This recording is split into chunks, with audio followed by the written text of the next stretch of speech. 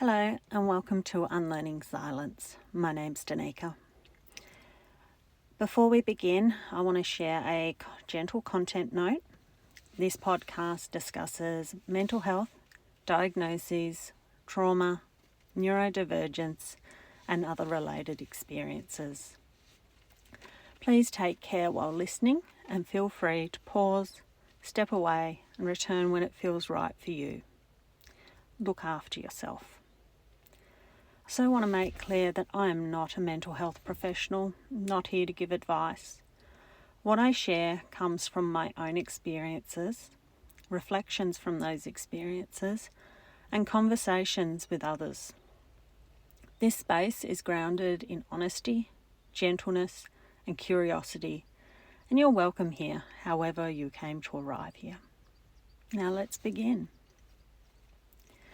Last time I talked about why this podcast exists and what unlearning silence means for me.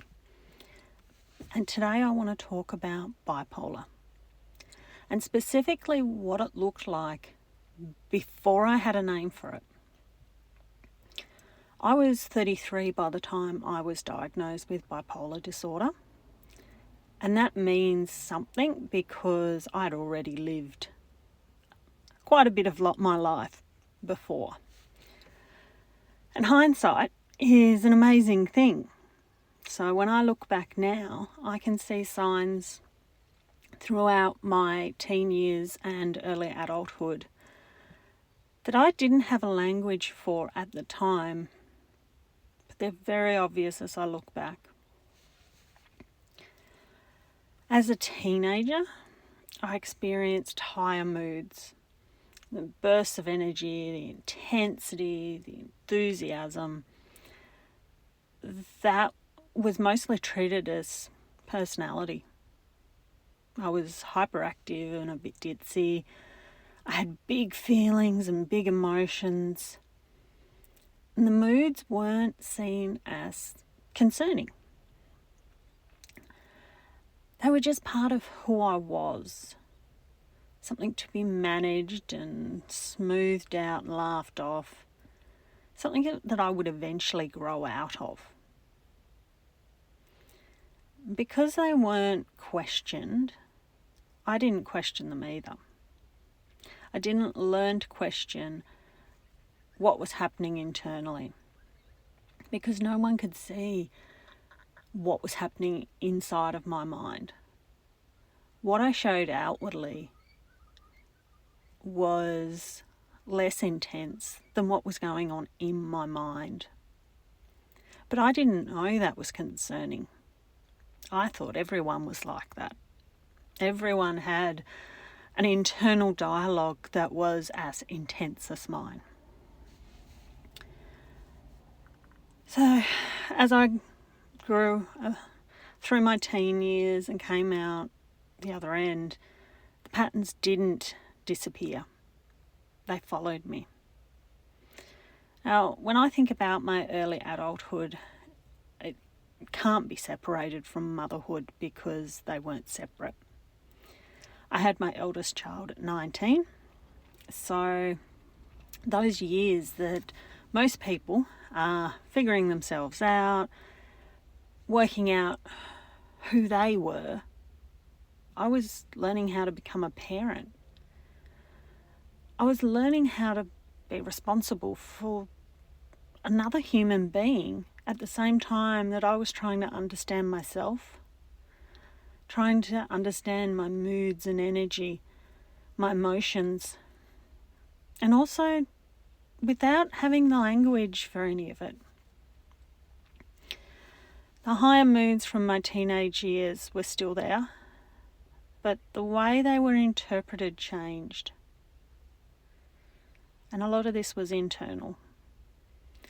As a young adult and mother, I felt pressure to be responsible, grounded, and dependable.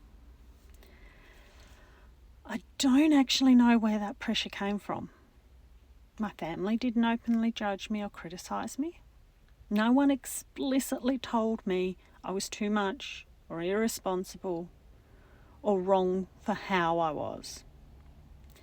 If anything, they did the best they could with what they knew. What I felt was more subtle than that. An unspoken expectation that a mother doesn't behave in such a hyperactive way. A mother wasn't that extreme. Sometimes I absorbed things from around me, I think. It from society or teachers, maybe. Or maybe from media portrayals of what a good parent should be. So I started locking up parts of myself that felt erratic. Not because I wanted to, but because I thought that was the responsible thing to do. I needed to be smaller and more contained, needed to be quieter, which if any person that knows me knows I'm not quiet. Looking back now though, I don't think I was becoming more stable. I was just becoming more compressed. There was more pressure there. After the birth of each of my daughters, I was diagnosed with postpartum depression. At the time, I didn't question the diagnosis because I was exhausted and overwhelmed and very emotional. But it didn't explain the bigger picture. And I think from what I remember thinking, I don't think this is right. But when you're in that overwhelmed hormonal state, you don't really question it. You just take whatever support is given. Now, I don't want to take away from postpartum depression. It is a very real and sometimes very serious illness. But it just didn't quite fit what was happening to me. Now, as we went on through the years and my children grew up, there's one manic episode that I can clearly pinpoint before my diagnosis. At the time, I didn't have framework to understand it. It was just another confusing, intense experience that I just tried to push past and move on from. It was something to get through and push aside, pretend it didn't happen. I didn't want a label. Now, I'm a person that doesn't like giving labels to people. I don't like putting people in a box and saying this is what you are. But what I didn't understand at the time was sometimes labels are needed. I still, to this day, do not like putting people in a box. But I'm starting to realise that putting a label on something, putting a diagnosis on something, isn't putting someone in a box. It's giving them an answer and giving them information they can work with. And it's taken me a lot of years to come to that. But at the time, I didn't want the label because I wasn't against diagnosis, but my understanding of bipolar came from stereotypes and media portrayals. It was sensationalised. I didn't want that for myself. I didn't want to see myself as some out of control person who was putting those around her through so much stress and upheaval. You don't need a label to put people through stress and upheaval, but that was the way I saw it. Little did I know at the time that not everybody, and realistically it's very few, people with bipolar diagnosis are at the extreme that is portrayed in the media and through stereotypes. But that's all you see. And when that's all you see, that's your understanding.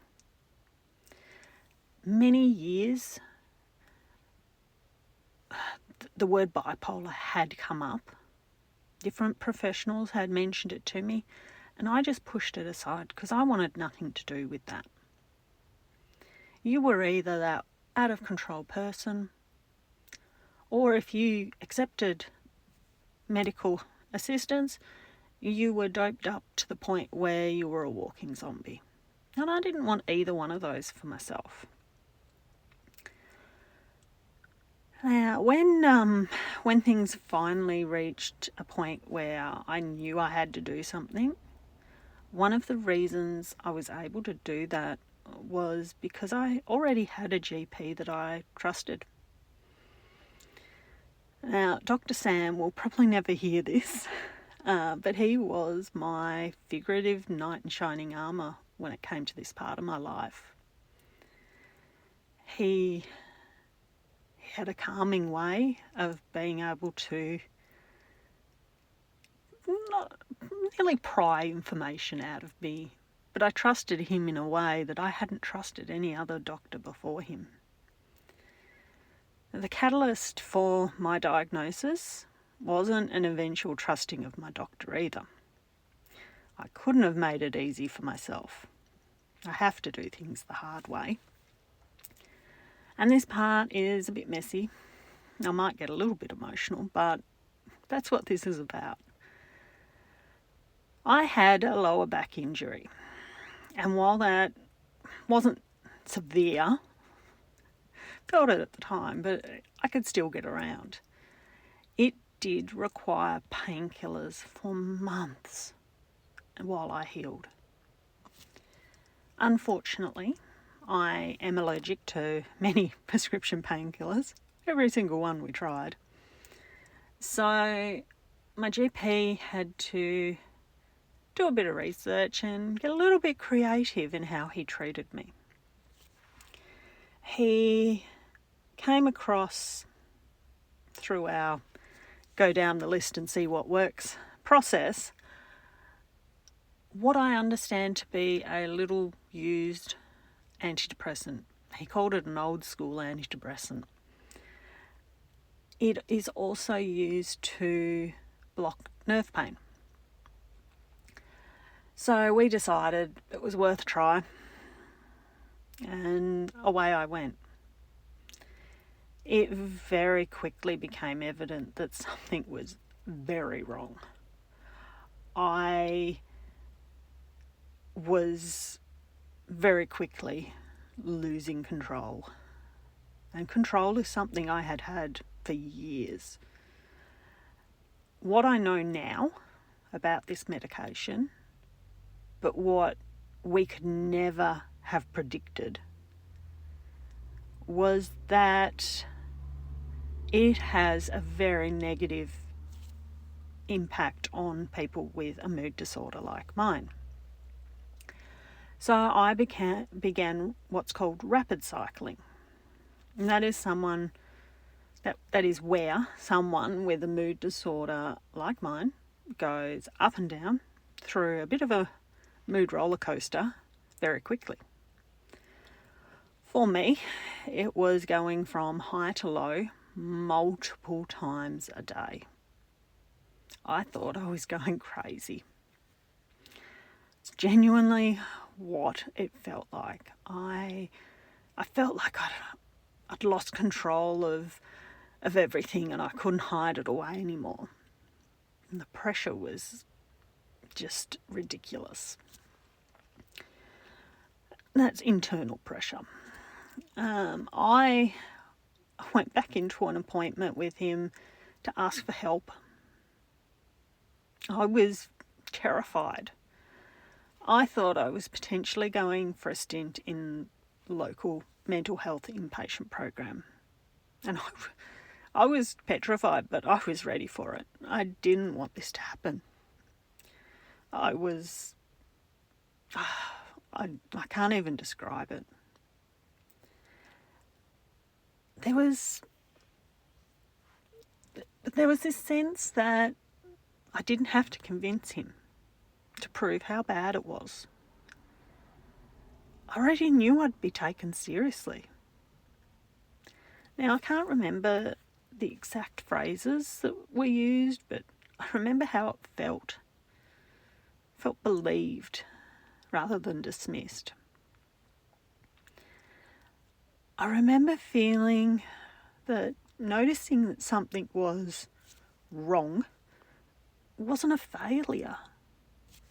It was actually a strength. The fact that I noticed something wasn't quite right inside of me, I was actually strong for being able to put that into words. And that mattered. It was because I was believed that I was able to move forward and talk about it with him. It made it possible to accept the referral to a psychiatrist instead of trying to fight it. I remember that bipolar was mentioned, but it was purely in a, if that's what this is, then we can work through it type of way. There was still that feeling of, this is okay, we're going to get out the other end. That shifted the moment from panic to possibility. And when I finally saw the psychiatrist, well, to start with, I went in pretty unsure. But I'd also made a promise to myself that I was going to be honest and open. I was determined to find my truth, to figure out what was going on. Because in the back of my mind, I knew exactly what it was. So off I went to see the psychiatrist. Now, I'm in a regional area of the country and we don't have a psychiatrist in a very close proximity. So it was via telehealth, back when we had to use Skype. And I'm sitting there, it's the first time I'd used Skype, and looking at this screen. But it didn't stop me. I was still determined. And halfway through that first appointment with him, I was diagnosed. At that point, it was bipolar 1. Bipolar 2. Later on, several years later, it changed to bipolar 1. I think I might do an episode on the differences one day, because they're similar, but they are different. Anyway, so I was prescribed my first medication on that day, and it was a big moment of mixed feelings. I was relieved that I had an answer. I had an explanation for what was going on. But there was a huge amount of fear as well. A fear of what that label meant. That diagnosis was only one layer of understanding. That one layer was, I had a name for it. And I had a medication. And in my mind, that was going to fix everything at that point. So off I went. I started the medication, and that was something I was wholly unprepared for. I had no idea. I was warned that the first month could be very hard, and there was a very real possibility that it wasn't going to be the right medication for me. But I was very lucky that the first medication was in fact the right one. And that first month was intense. And I actually can't remember much of it. I know we had a big family gathering right at the start of that month, or mid-month. And I know I know I went with the family, my nuclear family. We went to Western Australia for a holiday. I remember most of that. That was right at the tail end of my loading doses for the first month. So what they do is they start you at the lowest dose, and I think it's every week, you double the dose. So your body gets used to having that much of the medication. So it was pretty intense. And at my check-in with the psychiatrist, I was pretty impressed with myself. Start of the appointment, he reminded me that, it's only 1 month and you need to give it more time. I know it's been hard. And I said, no. Yeah, it's been hard, but I feel so different. And, well, ultimately we did double the dose and add another one, but that was a natural progression. But I remember telling him it was like he switched off 3 or 4 me's in my head. Now, I don't hear physical outside of my head voices. It's more that internal dialogue that we all have. And there were so many. There was so much going on, and it was so loud. And I didn't really understand that not all people have that. I didn't realise that that's not the norm. So this is only how it was for me. I would analyse everything I said, everything I did, whether I said it the right way, whether the person I was talking to took it the right way, if they're upset at me, if I made the right decisions, have I treated and made decisions for the kids well enough, and would that come back and I'd done the wrong thing? And I'd be thinking about all of these things, not just for that day, but sometimes for 2 or 3 days. So you can imagine there was a lot of chatter going on, and I don't know how I did it for so many years. It was pretty intense. So when I had that internal dialogue quietened down, I was able to think clearly again. It was pretty amazing. Now, when I talk about my medication and my medical care, you might notice that quite often I say we. Now that's a big distinction that I have made, because in my mind, I'm still in partial control. I'm working with my trusted medical professionals. I still have the ability to make decisions. It's not that they're saying you have to take this and I just have to follow. For me, that's an important distinction, that I work with my medical professionals. Right, I've rambled a little bit. Now, a later manic episode gave me another level of understanding. It was a whole different light bulb moment, and I'll go through that, I think, in the next episode. But